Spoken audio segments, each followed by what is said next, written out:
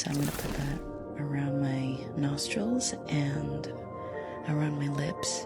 Kaya rin ba gumagawa ka na rin ng ASMR? Yes. Yes, that's exactly why. Because it helped me so much before and I wanted to give back to the community. Iniisip ko parang kung nakatulong siya sa akin, I'm sure mas marami siyang matutulong din. And speaking of giving back to the community, you are part of a group na Yes. mas pinapalagana pa yung awareness to mental health. So Mind Nation is an organization that aims to educate people about mental health, makes mental health support accessible for people na baka they might not be able to afford mental health support. Kasi grabe, ang mahal ng mental health support. It's insane. So Mind Nation is an organization that came to me and asked if I can help them kind of spread the word. And I said, yes, absolutely. Because when I partner up with Mind Nation, if they have mga promos, for example, let's say, yung isang session with a psychiatrist or psychologist, Mas aabot mura siyang na lang 4K. siya. Oo. Oo, ito 50 off, ganon. Yan, oo. Sometimes, namimigay din kami ng promos for free sessions or a bundle of 3 or a bundle of 5.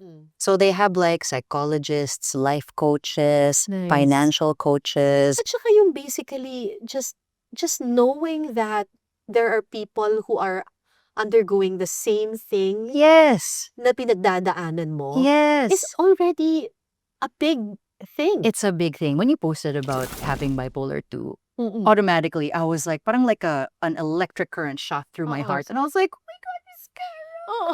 So I messaged, I replied to yeah, your yeah. post, right? I Yeah, said, yeah. I have it too. Because when you posted na parang, it was, you didn't want to work out that day. And Yes, that's when yes. you knew na kailangan ko talaga mag-workout. Oo. I feel the exact Same same thing. way. Oo, oo, oo, Exactly the same. And I was like, man, I feel so seen. Because sometimes, parang feeling natin, grabe, napaka-loser ko naman na hindi ko kayang gawin to. Na sobrang, maybe people are right na ginagawa ko lang tong excuse, baka tamad lang ako. And then when I see someone like you, successful, respected in her work, in the industry, and an icon Na may ganun already. din. May ganun din. And I'm like, wow, the path is so open and available, even if I have bipolar And 2 I also. felt the same way. Ganun din. Nung pag may nakikita akong mga tao na open and willing to share their experience, talaga ako, hindi ko na pala kailangan mag-cap. Hindi ko na kailangan magtago. Tatanggapin ako kasi marami na kami. Kasi marami pala kami. Marami pala. Oo. Marami pala. pala kami. Pero may stigma pa rin hanggang ngayon at marami pa rin mga misconceptions and myths on mental health conditions. Yes. Meron dito kung babasahin kasi ito yung mga common myths and misconceptions about mental health. Number Okay. 1, hindi raw totoo ang pagkakaroon ng mental health. Nagdadrama lang raw ang tao. I wish. Pero I naranasan wish. mo ba to? May mga nagsabi sa'yo Oh yeah. na wala yan, nagdadrama ka lang. Yes. Emo ka lang. Yes. Sensitive ka lang. Mga Sensitive ganon. ka Na lang. parang, that's the point. That's why it's a disorder. Because it's an OA reaction. Hindi talaga dapat ganon. Yun, laging sinasabi, OA ka lang. Oo. OA ka lang. OA naman talaga medically, OA. You know what I mean? Oo. Parang, kaya nga disorder siya Kaya nga kailangan siyang i-treat. Kasi hindi siya normal. Kasi over siya sa normal. I really, really wished I could put their mind in my mind. Na parang ma-feel mo lang. Kahit 1 minute lang. Every day, Miss Cara, parang meron akong binibit-bit na weight. For other people, if we tell them to run up and down the stairs, kaya nila. Pero yung sa atin, may dala-dala tayong parang 100 pounds extra. I wish that I could just let go of that weight and not carry it because that would be wonderful. But I don't have a choice. It's attached to my body. It's attached to my brain. There's no way for me to just drop that weight and be normal. Kung may nakikinig sa atin ngayon na meron kayong kaibigan na sinabi nila depressed sila, makinig, pakinggan. Huwag sabihing nagdadrama, Oo. huwag sabihing OA. Try to understand. Try to understand.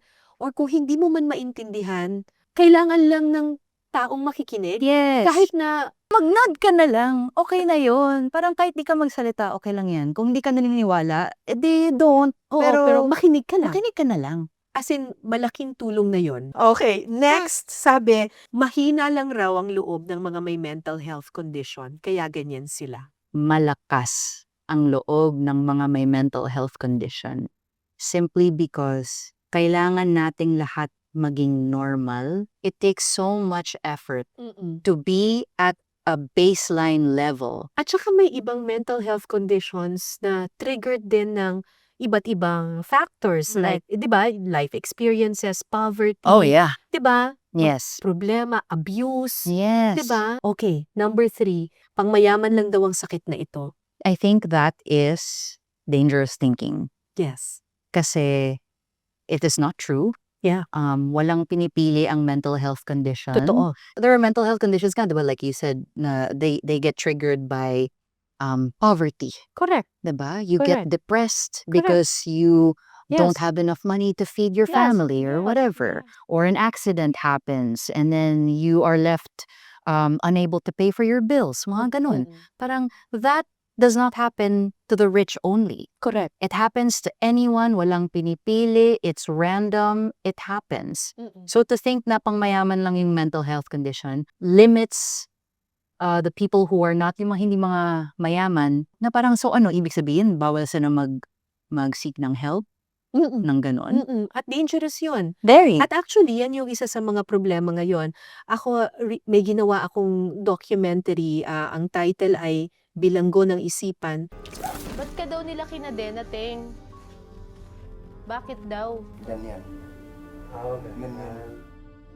Tungkol sa isang lugar sa probinsya, sa Leyte, kung saan walang psychiatrist doon sa kanilang lugar, kaya kinukulong sa loob ng bahay yung mga taong may schizophrenia. Oh my God. Kasi hindi nila alam What to do? what Yeah. to do. Yun ang problema kapag ang mindset natin pang mayaman lang siya. Oo. 'Di ba? Lalong nawawalan ng Mental health support. support. Yes. Saka yung Doon sa mga access. access at support doon sa mga lugar na pinaka nangangailangan. Yeah. Oh my Diba? God, that's terrible. Yeah, maraming gano'n na kapag patuloy tayo dun sa ganung mindset, Hindi maaayos yun. hindi maaayos.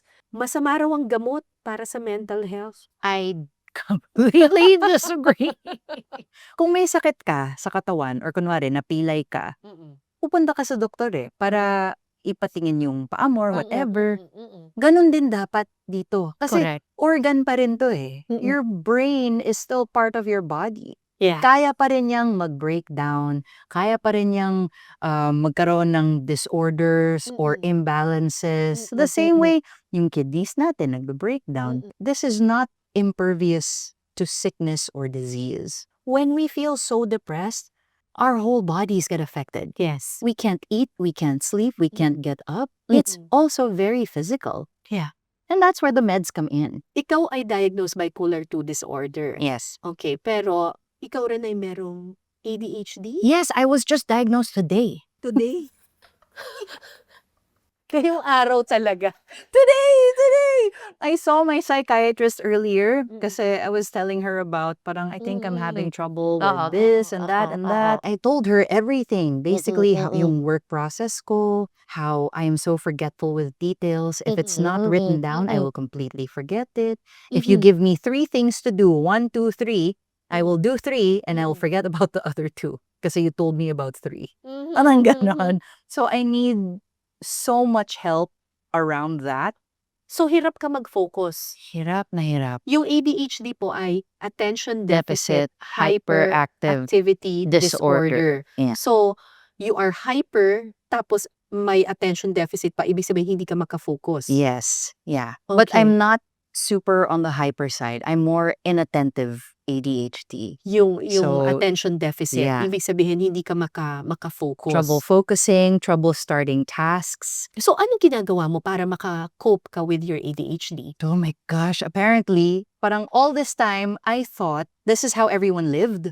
Oo. So I just found a way to kind of like set up parang systems. Oo. I need all the details of what's happening in my week pinned in a message that I will always see on my phone because if I don't see it there, it doesn't exist for the week. Parang may post-it yung ano mo. Yes. Okay. In every part. But also, for example, my side table, sobrang gulo niya, Miss Cara, kasi everything, I just put everything there. Kasi if I don't put it there, tas hindi ko makita, I also will forget about it. Parang wala akong object permanence.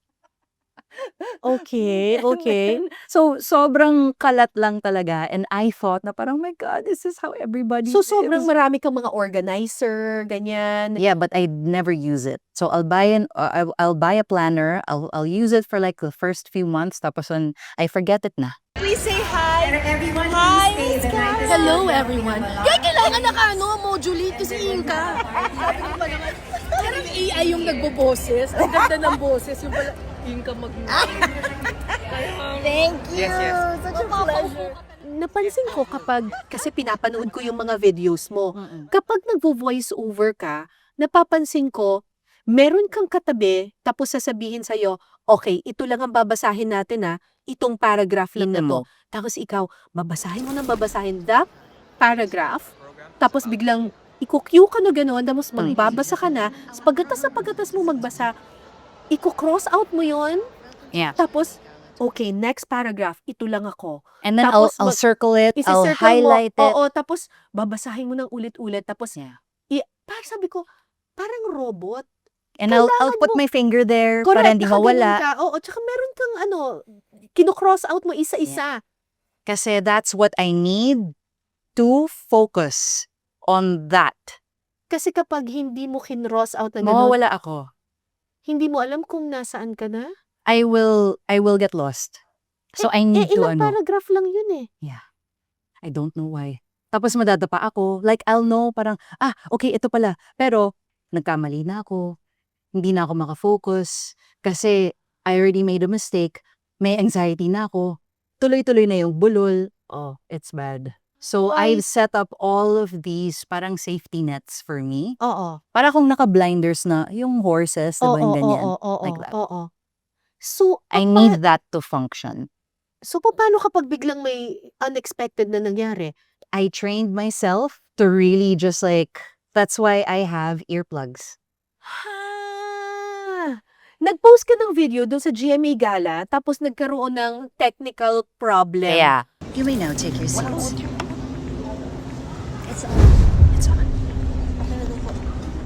Nag-technical problem. Tapos sabi ko, ang cool naman ni Inka. Yeah. Parang dead ma lang siya. Mhm. May earplugs ka. I can hear it pa rin around me, but Stress na lahat ng tao eh. Yung director sumisigaw na nun eh. and I was Ikaw, just like, ikaw nakaganon ka lang. because I was like, I cannot make a mistake. Kasi the moment I ganon look ka. away, the moment I look away, that's it. Actually, there was one part there na I almost slipped. Oo. It's because I looked up. Ayan, nakala ninyo perfect si Miss Inka. Magaling na siya magtago. Yes. You build systems around it para matakpan lahat ng mga butas. To run a tight ship. Thank you, Lord, for the weight that I gained this holiday season, because that means that you blessed me enough to make it happen. Ano yung mga tips mo sa mga pamilya, kaibigan na nagde-deal with people with mental health conditions? Ano yung mga kailangan nilang gawin at tandaan? Telltale signs? I will base it on my experience. Yes. You know your family member eh. Kung Yes. kilala mo talaga sila, Oo. you know when they're acting weird. Correct. So, take note of that. If it happens just one time, baka off day lang. Correct. Pero kung may pattern, Mm-mm. that's something that you need to watch out for. Correct. Be observant to the patterns of your family member or your loved one to see kung may nag-iba ba, Yes. or kung may nagte-trigger Yes, or correct. something. Number 2, patience. Your family should be, or your household should be your first line of support. Yeah. Kasi kung sa sarili mong bahay hindi ka safe At hinuhusgahan at ka. hinuhusgahan ka, mas lalong lalala yung mental health mo. Yes. And I know a lot of people live like that eh. Yung families nila, they are their first bullies. Hindi nakakatulong yun. Yeah. Actually, it makes it way worse. Apart from patience, understanding din. Understanding na iba ang mundo sa taong may mental health disorder eh. Correct. I don't know if maniniwala yung viewers natin. Parang, talaga, nag-iiba ba talaga? Nag-iiba talaga siya. It looks like, A parang, filter. yeah, it feels like I'm wearing a veil. Sorry, sobrang luma po nito, pero yung filter na Mayfair sa Yeah, sa Instagram. May filter na, di ba, lumang Instagram, merong filter na Mayfair na parang yung pula. Yes, Tapos, very vibrant, very warm, very bright, na parang, oh my God, it's so nice here talaga. So parang iba talaga yung mundo. yeah, Patience, Patience. understanding, be observant, yeah. and then Seek help. seek help and be there to support. Yeah. That's basically all we can ask for. And then look for a professional. Kung may message ka sa mga taong may pinagdadaanan ngayon, depression or any kind of mental health condition, You are never alone yeah, because you have people like us. Yeah. We're here and we understand you, and whatever you're going through right now is not what will keep you chained down, but it does not define you. and it should never limit you. No. Never. Kasi pwede ka pa rin magtrabaho, Yes. pwede ka pa rin mag-function. Yes. Kailangan mo lang i-accept kung ano yung binigay sa'yo. Yes. It is much harder, Mm-mm. but again, also, you're never alone. And you have so many people who understand you and who know what it's like when things get so hard. Ako naniniwala ako na when you understand how God created you, kung paano niya binuo yung utak mo, Yes. at inaccept mo na ganito yung gusto ni God eh. Yeah. Yeah. It's how you were made. Eh. This is how I was made. Yeah. I will live with it. I will deal with it. Tingin ko, mas maganda nga yung buhay eh. Yeah. And I thank the Lord for Yeah. making my brain this way. Kasi mas nakikita ko yung ganda ng mundo. Nakikita ko, yes, yung gloomy part ng mundo. Pero Yeah. alam ko, nakikita ko rin yung makulay na bahagi ng mundo. It's both ends eh. And you work with what you have. Thank you. Thank you, Inka. Thank you. Thank you for inspiring a lot of people. Everybody thinks para cool girl, ganyan. Pero may pinagdadaanan, pero kayang labanan. Yes, always. Thank you. Thank you very much Thank for you, sharing Miss Kat. your story with Thank you us. also. Thank you. Alam niyo mga kapuso, ang lahat ng bagay, lahat ng solusyon ay nagsisimula sa pakikinig, sa bukas na puso at bukas na isip. Minsan yun lang ang kailangan namin. Kailangan nating lahat. Taong makikinig sa kanila. Salamat po sa inyong pakikinig. Huwag pong maghusga, buksan ng puso, buksan ng isipan. Ako po si Cara David at ito po ang I Listen. Thank you! Salamat! Thank you very much!